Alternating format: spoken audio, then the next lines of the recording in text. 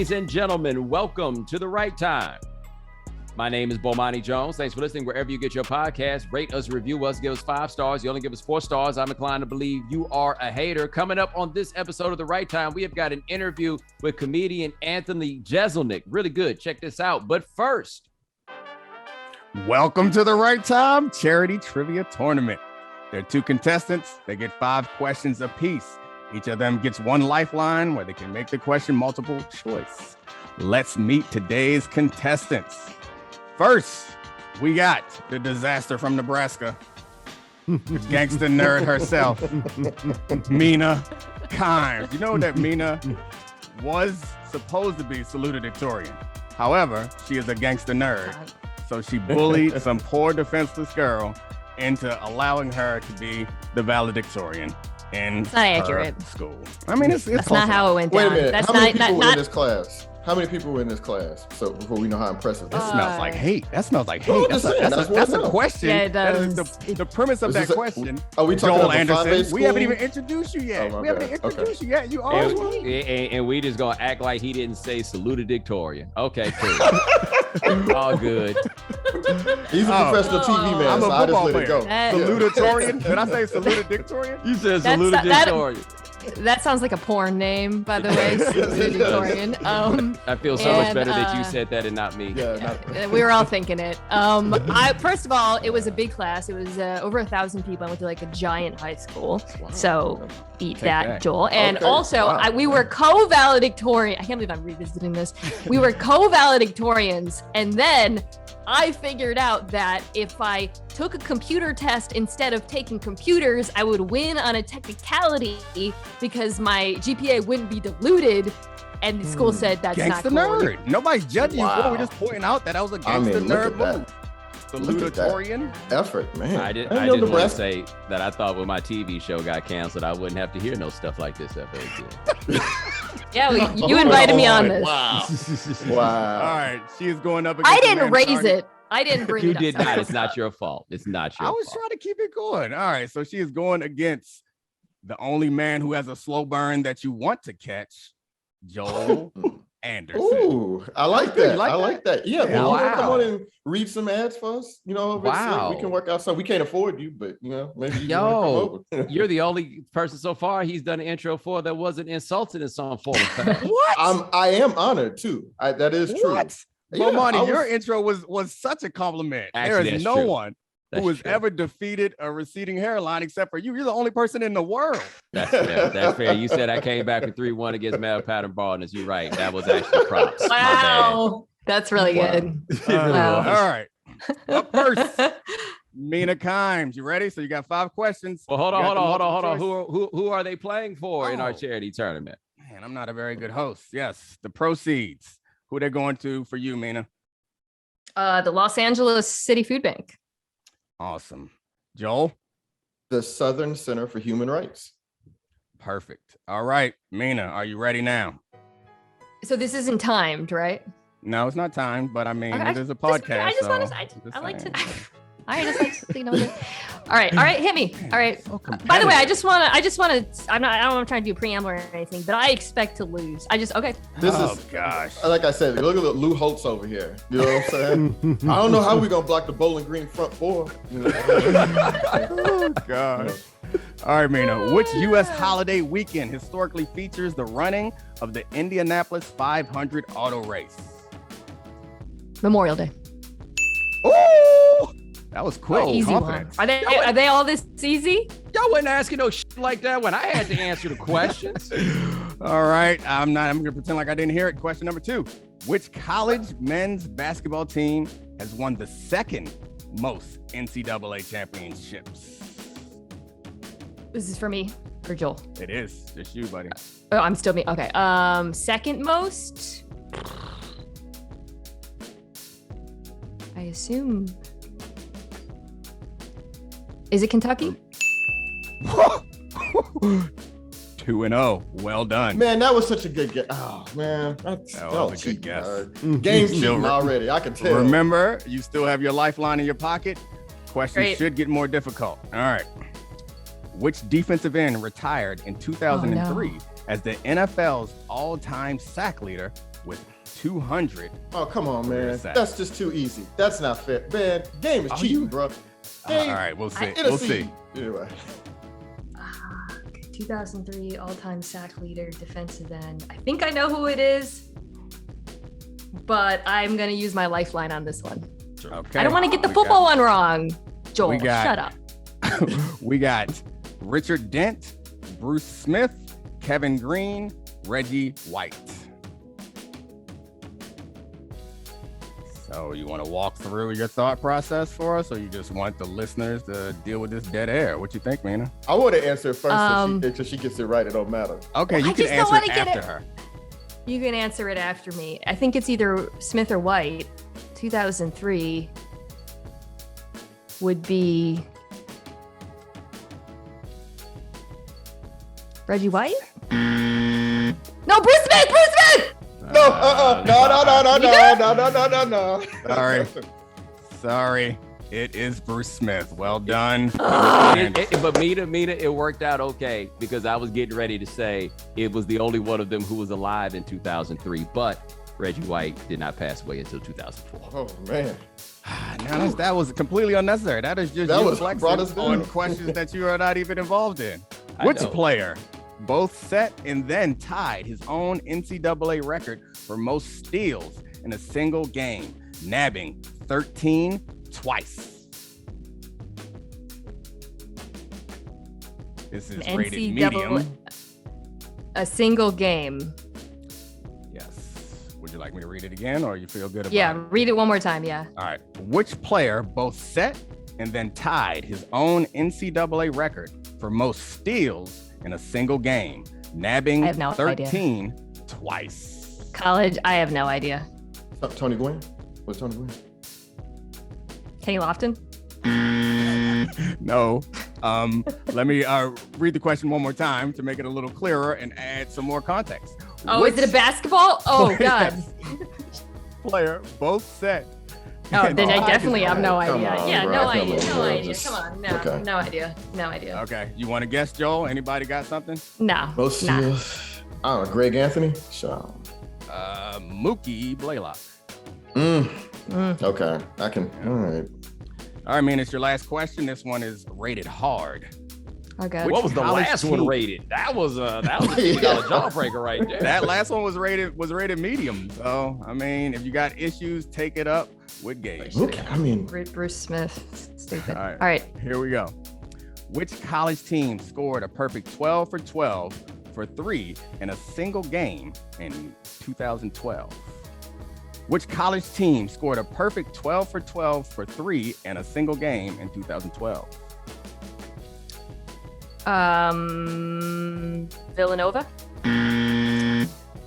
Indiana State. It feels like the trivia guys just punish Mina for that Bruce Smith thing. I know. I mean, that's I know. Not... Why did I use? That was so stupid. So obvious. I've not heard of Indiana State's basketball program. We've officially got worst case scenario. Mina being hard on herself. No. This isn't a real competition, except for me. Yeah, they're all real competitions. I'm glad. You know what? I wanted to lose, so the worst would be advancing. Let's just wait. Let's just wait. Because the good thing about going up against Joel is like I knew if I'd lose, he would be cool. Like I didn't want to go up against Nick Wright, for example, and lose. No, this is a compliment to Joel because Joel's nice. He's my friend. It's not a compliment. It's not a compliment. I think it is. Wait a minute. No, it is a compliment, but you're seeding the ground is what you're doing. We all see what you're doing. You're just making sure that if you tell him how nice he is, he can't roast you. But I'm gonna roast you on his behalf if he is not. And by the way, you would have wanted to go against Nick Wright because he lost and he played it well, but there was salt. Yeah. Oh, well, I mean, I got something to say about Nick. I mean, come on, bro. You root for the Chiefs and you know Qualcomm Stadium or Jack Murphy Stadium. I'm like, how did you? Anyway, we don't have to go there. Yeah, Nick leaned all the way out on his ancestry and don't know nothing about baseball. Which NHL team is based in Toronto, Canada? Oh, Maple Leafs. Ding. When I was on here, y'all was asking me about the veins on the leaf. Do you happen to know, Joel? Or were you listening to that episode? Do you know what the veins on the maple leaf represent? 13 veins. The 13 veins. The blue logo. The blue leaf 13 logo. Stanley Cups. Of note, it's been the same since 1964. I believe is the last time they won one. That's karma on them. They must have not integrated early or something. Who was the first player to play in the NBA during 4 different decades? Okay. Let's see. Wait a minute. Hold on. Oh, man.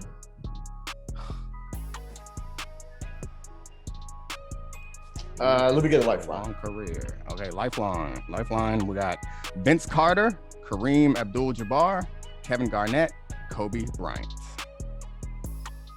Using a lifeline on the easy question. Interesting strategy, Joel. Easy? Wait a minute. Hold on now. Question is rated as easy. These two are rated as easy.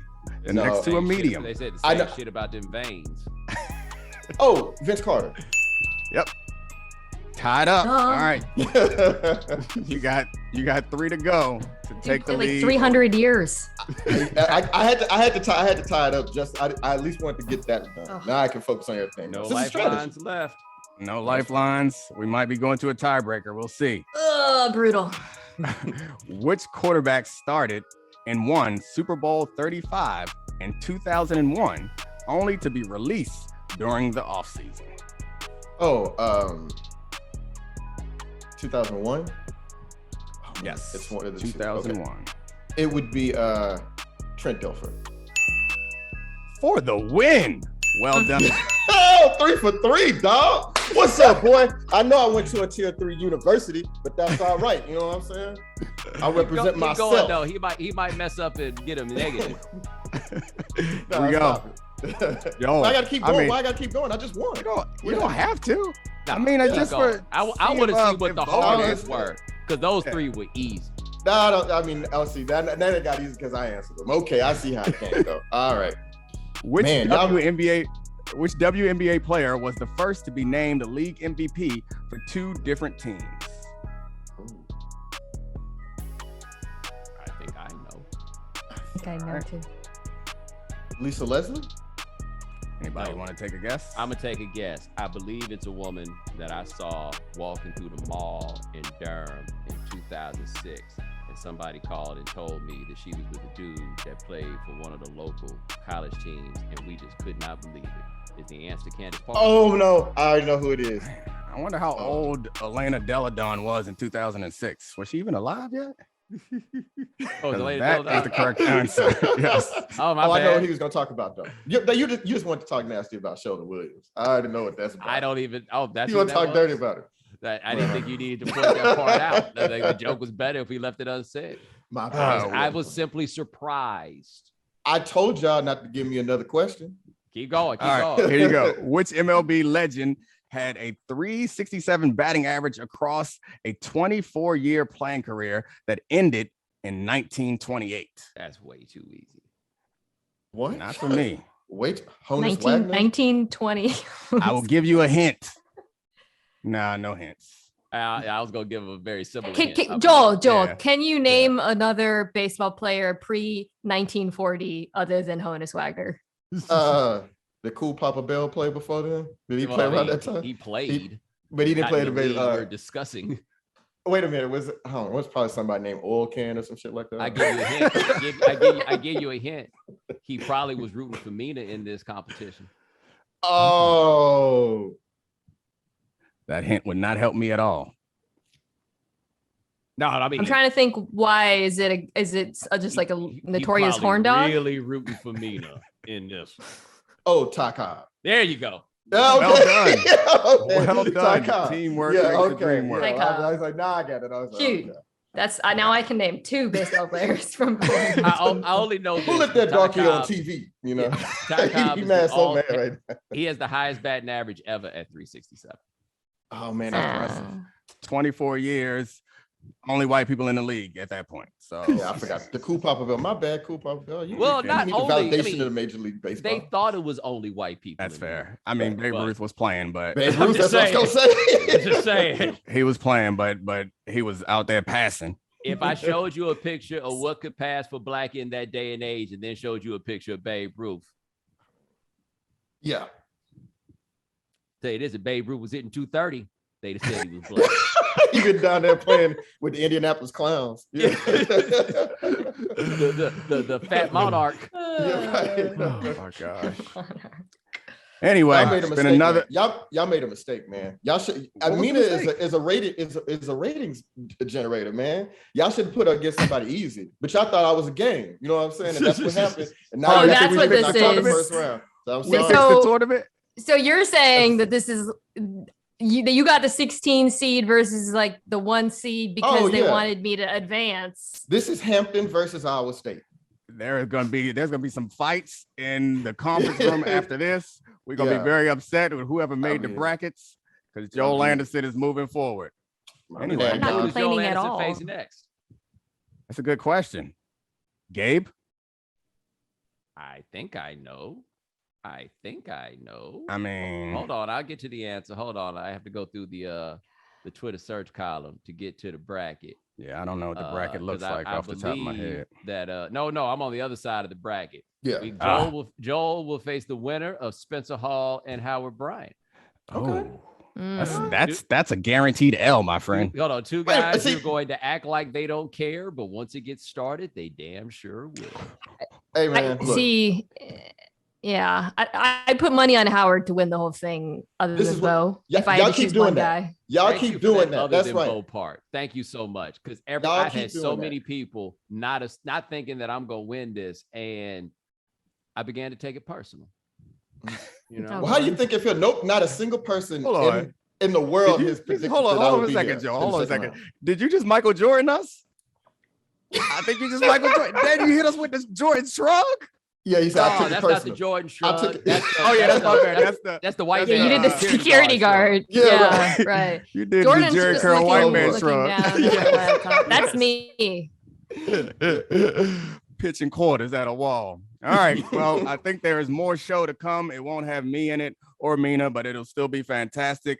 Joel Anderson will be back in a couple of weeks to lose to probably. Okay, this is what I'm saying. Y'all keep doing that. Y'all keep doing it. That's fine. Y'all keep going. Y'all keep down. Guys, you know what I'm saying? guys, stop. We believe. Stop doing this. This man ain't accomplished nothing to brag about since he was 10 years old.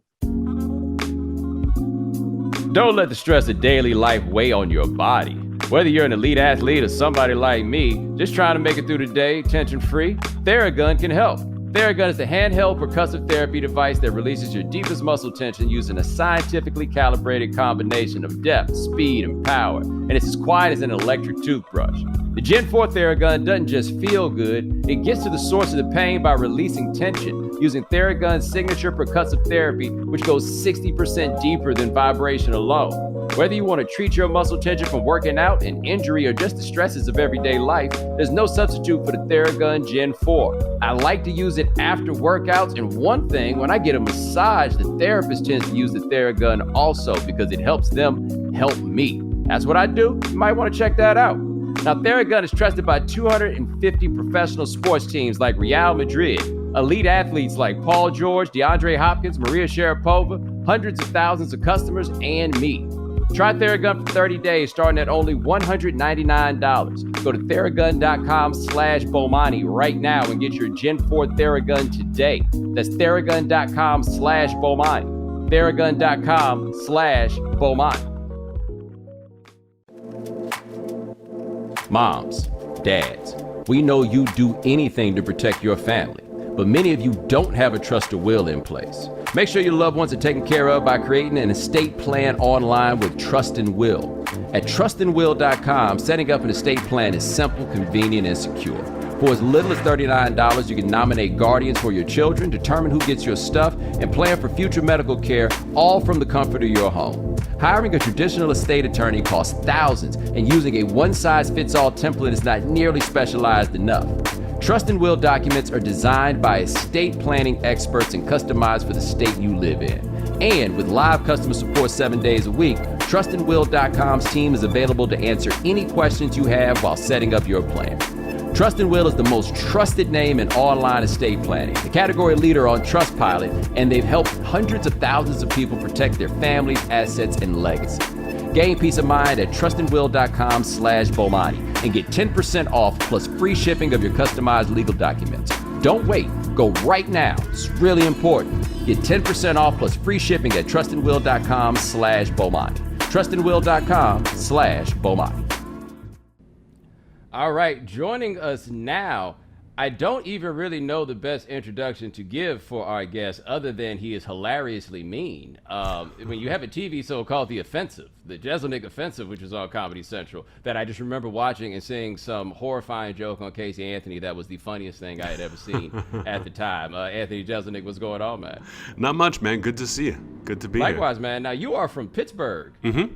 Yeah, Jeselnik has a very Pittsburghy vibe. What is it? The Yinzers? Is that the term that is used for the locals? People throw around Yinzers, yeah. And if I ever said Yins growing up in the house, my parents stopped that real quick. They said, "Really? Yeah, you're not going to be a Yinzer." We were kind of we were in the suburbs, and I wasn't going to be a Yinzer. Oh, you're a little too bougie for that? Mm-hmm. Mm-hmm. My parents thought so, for sure. Now, like, Pittsburgh's one of those interesting cities for me where I realize that I don't know that many people who are from there. And so my introduction to Pittsburgh has been largely through social media, which is the wrong way to learn about any place. Mm-hmm. Yeah. We just get your caricatures. It's a great city. It's a big drinking town. Big drinking town where they're like trying to stop new bars from opening. It's gotten so bad. And everyone, they only really care about the Steelers. And that's it. It's become a little more of a hockey town, which I like. And the Pirate Stadium is beautiful. The team is not. But good people. Good people. You know, I always say I would move back there one day if my sisters didn't live there. Well, I'm also trying to imagine, though, for you, that going from Pittsburgh and then going to college in New Orleans, which is there's no place in America like New Orleans. No. Like, the only places that are like New Orleans are in France. And I realized that when I went to France, it was like, oh, so New Orleans makes a little bit of sense. That's why you guys don't really work very hard and just kind of just chill around and eat and drink all day long. Oh, okay, cool. This is the point of origin. Like, I can imagine that for you showing up there and just being like, oh, yo, this is different. Oh, completely. And I had never even visited New Orleans before my first day of school. And you think like, oh, New Orleans is the deep South. It's not. It's its own world down there. That 4 years of college there was the best time of my life, to be quite honest. How long was it before you made your first wrong turn and realized that the worst of New Orleans is literally the worst of the United States of America? You know, being a Tulane student, being like right on St. Charles and not having a car, you know, I wasn't that adventurous. You know, I kind of just went to the bars my friends took me to, and was a little more I think sheltered than most people. Like you would get arrested, or the cops would come up to you and you just say I'm a Tulane student, and that would work half the time. No, St. Charles is the street for me where you could definitely just be like, oh, wow, look at these wonderful garden homes. And then you make a right and be like, hey, can we go back to main drag, please? Yes. This is not what I signed up for. Yeah. Didn't end up in the bad parts a lot. But my brother went to Tulane years afterwards, and it was after Katrina. And he would have to go through the worst of the worst neighborhoods, canvassing door to door. Trying to get people help, you know, with monetary stuff and housing stuff. I thought that would have been the scariest thing of my life. Yeah, but see, they ain't gonna do nothing to you. Like, something happened to me, ain't nobody coming to come look for me. If we get a dead Jeselnik on the street in New Orleans, it'll be some APBs and everything else coming around to make sure that such a thing does not happen. I have made frantic U-turns in New Orleans. I have done things in New Orleans where I'm just like, what is this? And I love the place. I always say there's two ways to look at it. It would be awesome if it weren't so awful, or it would be awful if it weren't so awesome. It just depends on what your perspective happens to be. Mm-hmm. Yeah. So I wanted to have you on because I really, really think the stuff you do is just like so funny. It's just so interesting to me that, like, I watched one of the last Netflix specials that you had done, and it's very interesting the moments where you wind up smiling knowing that you're about to deliver like some first class, just mean asshole stuff. But it's too funny to not like laugh on the front end. Like, how do you, like, that style of comedy, how do you develop and decide that that's the approach that you want to go with? You know, early on, I just wasn't very good, but I wanted to be. I hated those first couple years of you're very green and you're nervous, so I became more deadpan, and a lot of people were doing similar stuff in comedy, and I thought that if I could just tell jokes, because when you're doing open mics and you're starting out, you get 5 minutes of stage time, and that was it, but you could write all day long, and I thought, what if I create this character where the jokes are so good that even if you don't like me, you know, and me at 23 going on stage, I was unlikable right away. The audience was like, who is this kid? That I thought, let me be the villain, and let me just make the jokes have to be so good that I can't just coast on charisma. And that served me well. Yeah, that's because I had not quite thought about what it had to be like early, because I am amazed at comedians being willing to push through. Like speaking in front of crowds. I can do microphones, I can do cameras. Once I got to see your face when I say something, like I've never felt more uncomfortable in my life than speaking at an 8th grade graduation. Those kids didn't think anything I said was funny or interesting or anything else, and I have to look at them, and I'm literally sweating, right? Like these are things that people who know me cannot fathom or imagine, and so like I can't imagine what it's like pushing through as a young comedian, like getting the confidence to do this. Oh, I mean, honestly, you have to be stupid. You have to be like dumb enough when you're 23. Like I could not have started at 33. You had to be dumb enough that you were not only just doing this and putting yourself through this misery in open mics, they're not good crowds, but also you're not getting paid. You're not making any money doing this, and you have to be okay with that for 5-6 years before you really start making money. But yeah, I did the thing. I went and talked to my former high school. And, you know, a lot of the anger that I had becoming a comedian was like the way I was treated in high school and the way I was treated as a kid, because, you know, all the things that I'm known for now were things I got yelled at for in school. So they offered me an award. They said, you're going to be in an alumni award. And I was thrilled. I was like, this is like them admitting they were wrong. And I came back and they said, do you want to talk to the students? We're going to fill the auditorium, have them all come in. And I was like, this will be the best. I love this. And they had no idea who the hell I was. Like I was just some old guy to them. They'd never heard of my Comedy Central show. They probably didn't even watch Comedy Central. And it was just flop sweat from the beginning, where you would think I could have handled it better. But they had no questions. They were just like, what is this guy doing? Why does he think he's so great?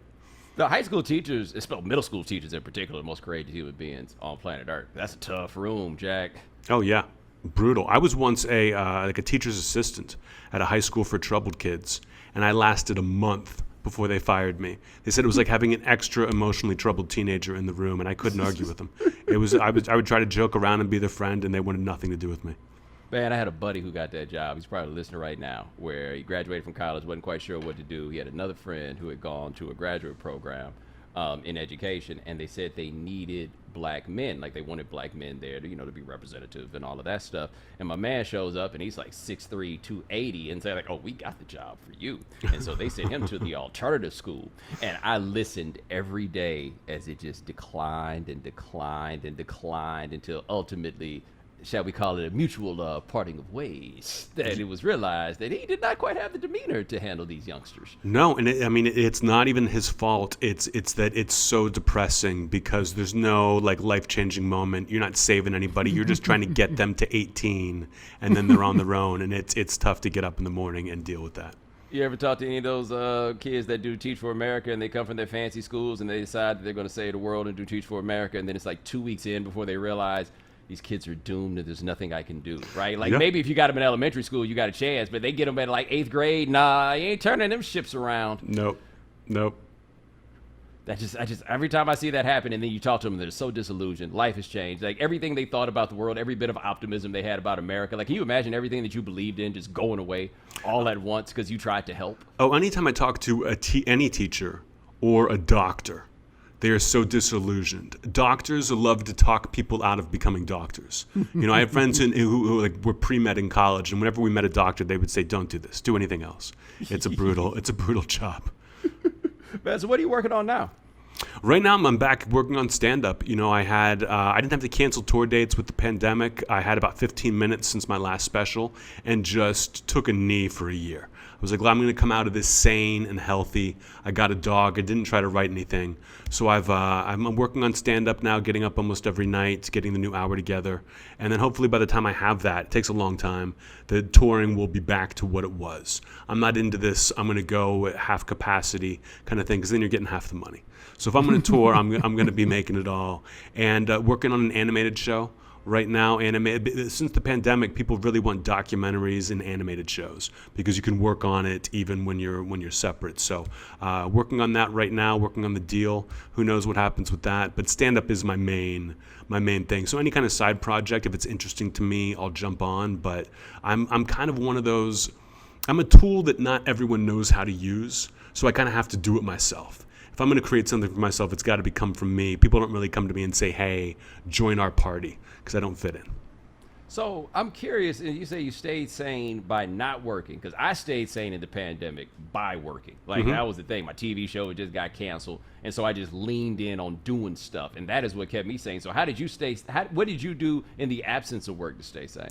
Well, I mean, I was watching, ESPN during that. I was watching you guys, and I was like, they're so lucky they have this, where you have to be on camera and have to be with it for certain amounts of time, because there were months that I did not.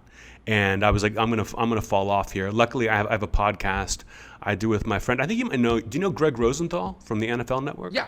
Yeah, he's my best friend from Tulane, and we have a podcast that kind of helped me out. Knowing once a week I had to go and do this and keep it together was a big help. But I was like, let me try to read, let me try not to drink.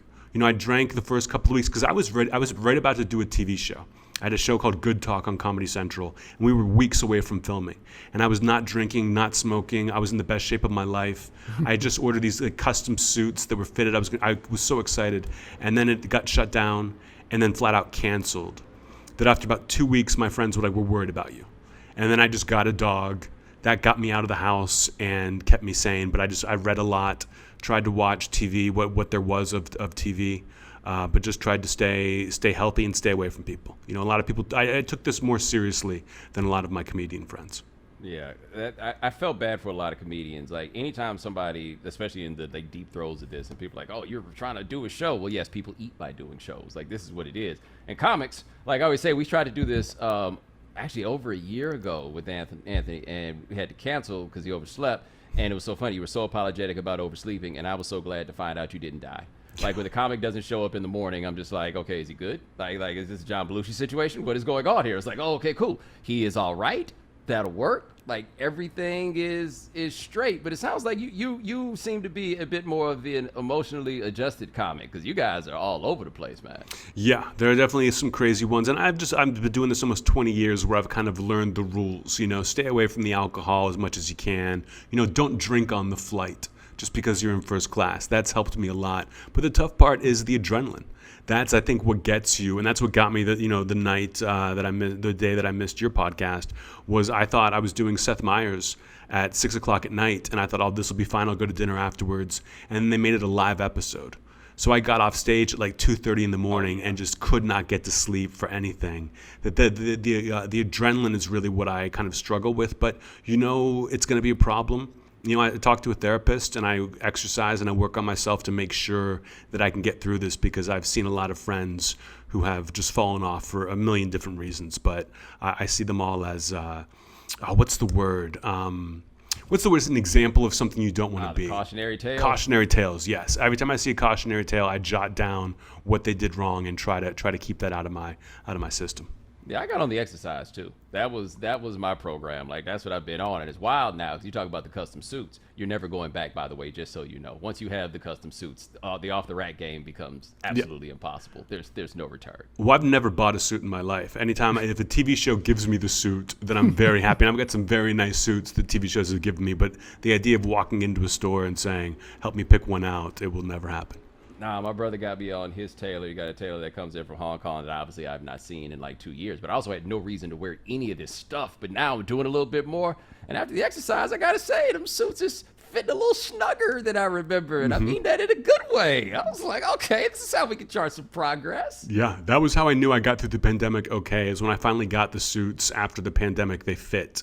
And so even though I hadn't been working out like I had been before, they still fit right, that I thought, okay, I didn't do too bad.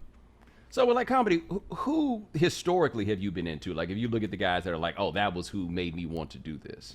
I mean, I loved all comedy when I was growing up. Like I would watch anyone that was doing stand-up. I thought they were good, but I didn't like a lot of what you had to be. The guys who came out and made fun of themselves, I was never into. I really loved Stephen Wright.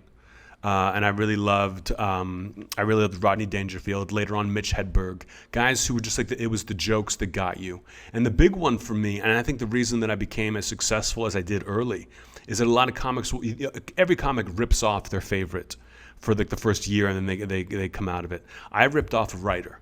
I don't know if you remember, Saturday Night Live had a thing called Deep Thoughts with Jack Handy. Oh, yeah, Jack Handy. And those to me was like, I don't know how you think of it. This is brilliant. I love those so much that I would buy all the books. And that's who I kind of ripped off when I started out, and people didn't understand that. It wasn't clear that I was doing a Hedberg or I was doing a Stephen Wright, but I really liked the joke people who seemed like they just appeared in a puff of smoke, and you couldn't imagine them walking around in reality. I loved guys like that. The thing with the Jack Handy Deep Thoughts was, and we're about the same age, I never thought that was like actually his name. I thought that it was a masturbation joke. Like I saw Jack Handy, right? Like I figured that's what it was. And then as I got older, I go back and read those Deep Thoughts or watch them, and I was like, oh, this should be called Deep Thoughts by a Big Old Bag of Weed. Like at 13 years old, I couldn't quite get it. I was like, oh man, this is the highest thing I've ever seen. Yeah. I mean, it was amazing for a writer to get his name on anything on SNL, that he was a legend there. His sketches, some of the sketches were just so absurd that he really kind of shaped the best parts of that show while he was there.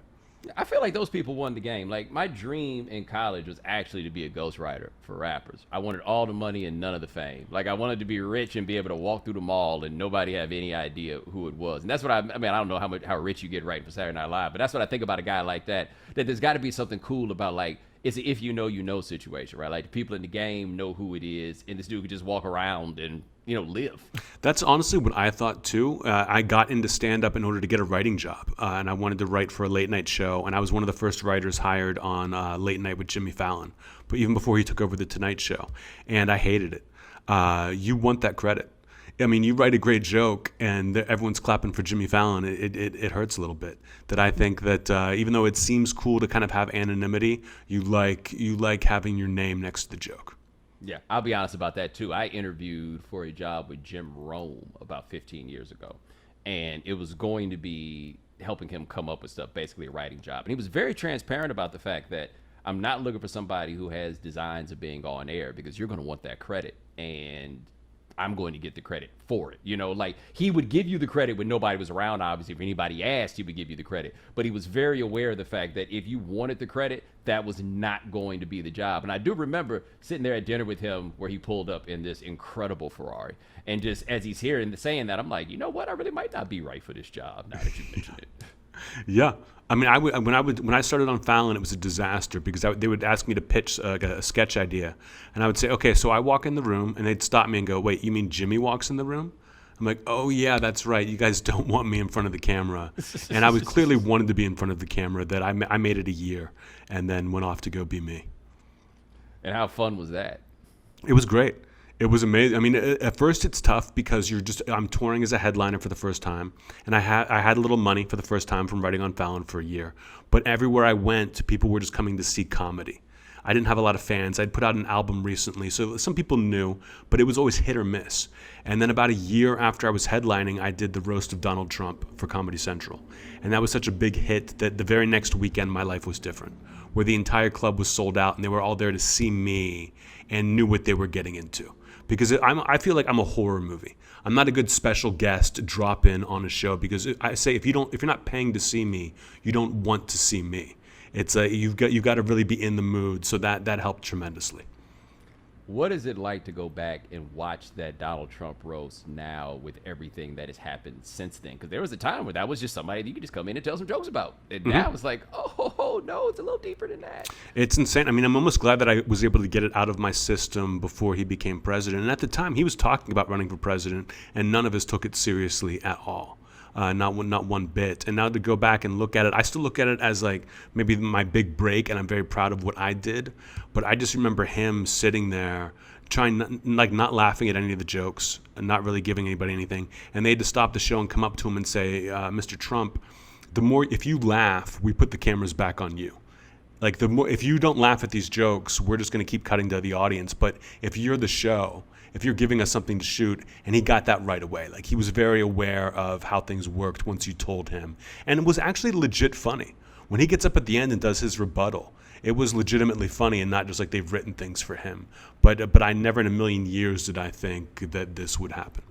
Yeah, I did an interview with Ta-Nehisi Coates in April of 2016. He was just like, I'm not even talking about this, right? Like none of us thought that this was actually going to turn into a thing that would dominate our lives for like the next, 4 or 5 years. But I also imagine for you, They give you a call to be like, hey, we're doing a roast. That just feels like wheelhouse. Mm-hmm. Yeah. I mean, I had gotten in stand-up thinking that I wanted to become a roaster eventually. And at the time, they were huge. It was like the Super Bowl of comedy. Even if you didn't watch stand-up, you would go watch those. And I got lucky, and I wrote for one. I wrote for David Hasselhoff, and they liked my stuff enough, and my star was rising. They put me on Trump, and Trump was the best because you could not make people feel bad for him. No matter what you said, you could say the worst thing in the world, and it would not really hurt him or make people feel bad. That, like, I roasted Charlie Sheen on the next roast, and Mike Tyson was on the dais, and I legitimately felt bad making fun of Mike Tyson. Like, I love Mike Tyson, and he deserves some ribbing, but the guy was going through stuff, and I felt bad having to kick him while he was down.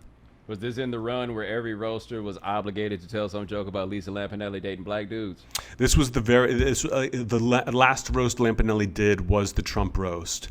And I remember I was very aware of that. Like, everyone kind of piled on her and was so mean to her that my joke for her was I was really mean to everyone else. And then when I got to Lampanelli, I just said, Lisa Lampanelli, you're cool.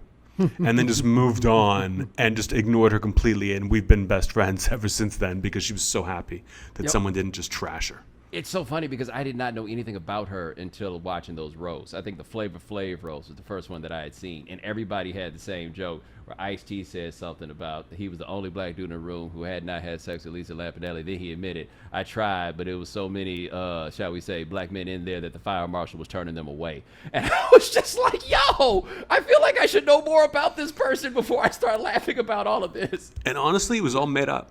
Like, I don't know. I mean, she was married to a white guy at the time. That, like, they would just find something for you, and that would be your thing. It's just like a bunch of comedy writers trying to find the angle. And they're like, okay, Lisa Lampanelli, like, sleeps with a lot of black guys. That's going to be the thing. And even though it had no, like, basis in reality, they just ran with it, and people thought that was the truth. So have you been getting back into the clubs now, or is it just like getting into the plan of getting there? A little bit. As soon as I got vaccinated, I avoided outdoor shows. I didn't do any Zoom shows during the pandemic. But once I got vaccinated, I started doing an outdoor show at this place called the Whitley in Hollywood that does shows almost every night. It's in the round. It's outside. It's great performers. And then when the Comedy Store came back, I've started going back there. And then there's a club called Largo, which is one of my favorite. It's like a theater in the city that does a few shows a week. And now that they're back, I kind of go between those three. So I'm always working on new jokes, and then I take it to Largo, and it's my night and my audience. And they really tell me what works and what doesn't. And by the time I have an hour after years of that, then I take it on the road. Yeah, I think something that is kind of underrated about the process for comedians. We had Roy Wood on when Louis C.K. was in big trouble, and I think he had started doing dates and people were recording and then putting it out. And Roy had just said something I'd never thought about, which was he's trying to figure out the tone of these jokes. Like, some of them are not going to work, but you can only figure out the tone when you get there. And that to me is such a unique characteristic, I think, about doing comedy is that, yeah, so Kevin Durant might show up at an open run playing basketball with some dudes, but he's going to be Kevin Durant and he's still going to, like, dominate. Your favorite comedian might show up at some club and be awful, not because he's awful, but because they're still figuring it out. Like, you get the opportunity in these places to watch somebody figuring it out. And I always feel like that takes an amazing level of confidence, especially if you're an established person, to know that you're going to come out here with something that is half finished and you really don't have any way around it. No, I mean, it is tough. It's humiliating. And I've seen people who are amazing at it, like Chris Rock will just stand on stage with, like, his hand on the back of his neck, just looking at the ground thinking, what else? And it doesn't care whether the audience is bored or that they're waiting. I mean, they're still watching Chris Rock, but he is so patient with how he finds things on stage that, yeah, it is tough. And there's only one way to find out. You have to get in front of an audience, and they tell you right away if you're right or if you're wrong. So what's your approach to handling it when you bomb? Because that was another illuminating thing for you to realize is everybody bombs, and it doesn't even really stop as you get older. Mm-hmm. Oh, not at all. And especially, as you get a reputation, it's like it's almost these built-up expectations. But luckily, my character is such a villain, and I have no plan B. I've never had a plan B where it's like, well, if these jokes don't work, I can talk about the local scene and make some cute jokes. No, it's like, we're gonna bomb with this all the way. Like, I'm a movie, and I can't change the movie, because you're not liking it. So when I bomb, I just kind of put my shoulder into it and become even more of a villain and say, well, you're gonna hate this next one. If you didn't like that one, this one is really gonna make you mad, and that's fun. It's a fun way to go about doing it. How surprised are people to find out that you're a fairly nice guy in real life? Very surprised. Very, very surprised. And I always say I'm not even that nice. I'm just not as mean as you think I'm going to be. But I do have a resting bitch face, as they like to say. So I just look unapproachable. But if you come and talk to me, it's like, oh, you're completely different from that character. And we get it. But yeah, people are always worried. We're living the same life. Like, I'm a little nicer than people think. It's just the face I got if I don't know you. I think you don't have a resting bitch face. You have a resting, like, what the f*** are you talking about face? Like, you have, like, I love watching you, and like I love your cadence and the way you give your opinions. I love the way you deal with people on Twitter. It's just like you have like a no bullshit vibe that you were always giving off. That I can see that being intimidating. I insist that people understand that I am actually a regular person. Right, like, and while also acknowledging that I'm not quite a regular person, but I think that when you become a visible person, to them you stop being a person, you become an avatar, right? Like when people are screaming at me on Twitter, they're screaming at the screen, right? Like they're not actually screaming at a person. I'm like, no, I'm actually right here. Like I am the person that is behind this. Every now and then, people just need a little reminder that the bear at the zoo will bite you. Yeah. And honestly, that's when I get into trouble because people know my comedic persona. So if I say something wildly inappropriate or offensive, I get a pass. But if I actually give my real opinion on something as a human being, people lose their minds. People get upset and they say, oh, you're virtue signaling, you're doing this for clout. It drives me crazy that I can't really actually give my honest opinions most of the time. Even though I don't care what my fans think or what other people's fans think, I'm going to be me. But you kind of get trapped in that persona at certain points because people want you to be who they think you are. Yeah, like I wondered that with Stephen Colbert as he got out of the Colbert Report persona, and his views are in line with what the persona made it very clear what his views were and all of that stuff. But I still also think that there are times where he just might not want to be the person that is doing those things, but you are permanently Stephen Colbert of the Colbert Report. Mm-hmm. Yeah. Yeah, I mean, you can get trapped inside the character. And there were people who were very liberal who watched the Colbert Report and got the joke, and people who were like Bill O'Reilly fans who did not get the joke and still watched it and were entertained, which I think is hilarious. That's when satire is really working.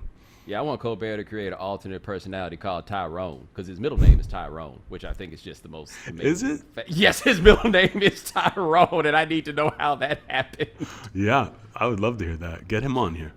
Yeah, like and I had an Irish friend who explained to me that over there Tyrone is just a name, and so they have no idea. Like I want to know when the point was when our Irish brothers in America were like, fine, y'all can have it. Tyrone is yours. We have given this up. Tyrone belongs to you guys. Hold on one second. Marcus Spears FaceTiming me in the middle of this. Marcus Spears never FaceTimes me, and I'm like, we have a good relationship. We do not have the out the blue FaceTime relationship. No, out the blue FaceTime, unacceptable. Unless a family member is just passed, do not do that. Even you're not on the list of people I would dream of doing such a thing with. No, I've never answered them. My buddy Dan Levitar loves to out of nowhere FaceTime people. And every now and then I'll be like, fine, Dan, I'll indulge you. And then next thing you know, Dan's sitting on his couch with no shirt on, but a baseball cap. Quite I'm like, I didn't want this. Yeah. Man, no. So you mentioned you getting back out and looking like tours about to get started. You got anything lined up in that direction, or are we just kind of pointing toward there? No, I mean, I really get everything perfected here in Los Angeles before I take it on the road. If you're buying tickets to see me, I'm not up there screwing around trying things out. I do that all in LA. So I'll get 45 minutes hopefully by this time next year. I'll go to clubs for a while, and by the end of that club run, I'll have an hour, and then I go to theaters and do it for a year or two, and then sell the special, record the special, and then start from scratch again. How do you enjoy LA? I like it enough. I mean, for what I do, you have to be either in LA or New York. And I came to LA after New Orleans because I thought I can live on no money better in LA than I can in New York. Right. And eventually, after 7 years, went to New York for a few years, loved it there. But it was almost like college where after 3 or 4 years, I was like, it's time to go. I'm sick of my tiny apartment. I was on the road so much that coming back to LA, I really I enjoy the weather. I enjoy having a bigger place, more room, and I really do enjoy the clubs here. I want to be around good competition. I want people, and not that comedy's a competition, but I want to be on the shows with the best of the best, and you can do that here. I tell you, if I ever go back to LA, I did not live in LA, which was a hard lesson to learn. I lived in Claremont for a couple of years from school, and I thought I was going to LA, and I learned that I was going to Claremont, which is a much different situation. Yes. But I did an interview with Aaron Magruder once, and I asked him how he felt about LA, and his line was, well, you got to remember, the number one industry in LA is fiction, so you just can't be surprised when people lie to you.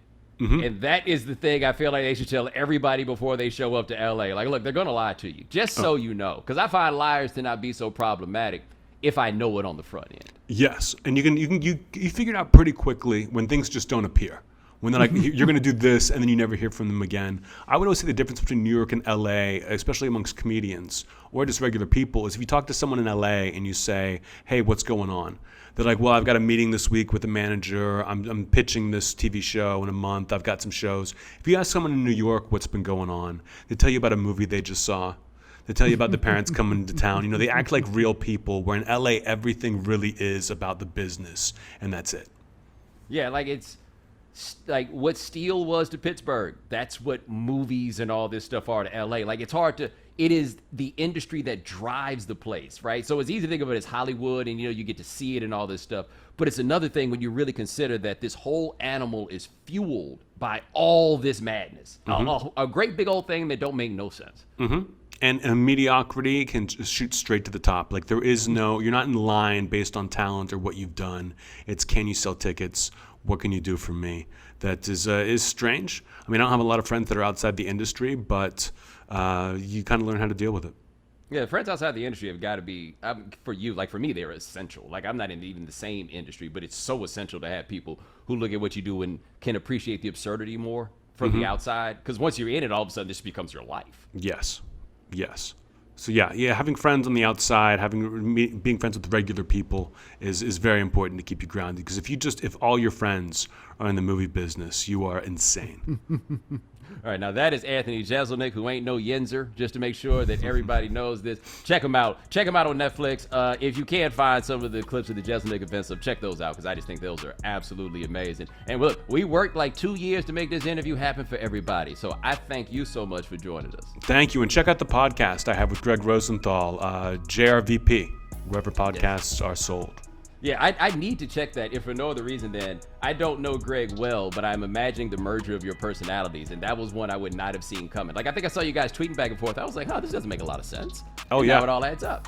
We started this podcast at the NFL Network, and he almost got fired every week because of it. And then they booted us out. We're at a different place now. But he's always on the verge of getting canceled because of something I've said. It's great. Hey, man. And ladies and gentlemen, thanks so much for joining us here on The Right Time. We do this thing 3 times a week. Gabe Bassane and Dave Presley handle everything behind the scenes. Thank you, gentlemen. Remember to follow The Right Time. Rate us, review us, give us 5 stars. You only give us 4 stars, I'm inclined to believe you are a hater. We'll talk to you guys in a couple of days. Take it easy.